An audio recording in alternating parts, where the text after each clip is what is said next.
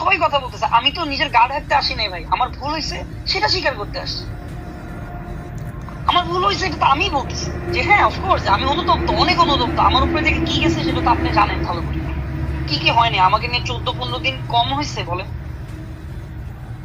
এত গালি তো পলক সাহেবও খায় নাই মনে হয়, এই পলক কেউ তো খায় নাই।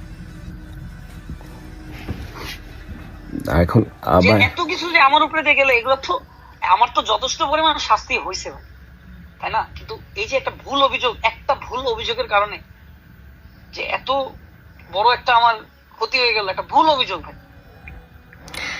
ভাই ভুল অভিযোগ, ওকে ফাইন, সেটা জনগণ বিচার করবে। আপনার বিরুদ্ধে যত অভিযোগ সেটা যদি প্রুফ না হয় সেটা অবশ্যই আপনার ফেভারে যাবে, আর প্রুফ হলে সেটার আমি কিন্তু হ্যাঁ, অবশ্যই অবশ্যই আমি কিন্তু বারবার বলতেছি ভাই, আমাকেও সেম অফারটা দেওয়া হয়েছে, বাট আমি এড়িয়ে গেছি, আমি জিনিসটা করিনি। Okay fine. তাহলে তাহলে আপনার বিরুদ্ধে যে অভিযোগগুলো যে মানুষগুলো করছে তারা প্রুফ করুক, তাহলে সত্যতা এবং মিথ্যা যেটা হ্যাঁ সেটাই হ্যাঁ, এবং প্রমাণিত আমি হবে। সেই অপেক্ষায় আছি তারা যে প্রুফ করবে, এবং মৌখিক প্রুফে আমি বিশ্বাস করবো না, তারা অবশ্যই কোনো না কোনো এভিডেন্স নিয়ে আমার সামনে আসবে এবং তারা কথা বলবে। এবং আনএক্সপেক্টেড কল, রাত হচ্ছে 1টা 14 বাজে, শুয়েছিলাম, মানে সব কিছু অগোছালো। সো হঠাৎ করে আননোন নাম্বার কল। সো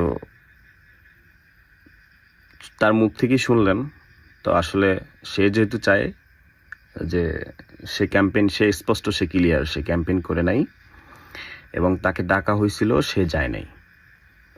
আর আমরা যেটা শুনি, আমরা যেটা দেখি এবং যারা আমরা অভিযোগ উঠাইলাম, সে চায় বাস্তবতা, সে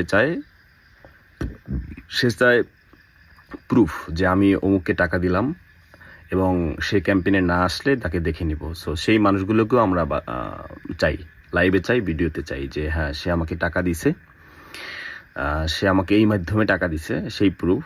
এবং সে আমাকে কলে বলছে বা মেসেঞ্জারে বলছে, মেসেজ যদি বলে যে তুমি যে আসো নাই ক্যাম্পেইনে, তোমাকে আমি দেখে নেব। সো এটা যদি সে বলে এবং সেই মেসেজ যদি সে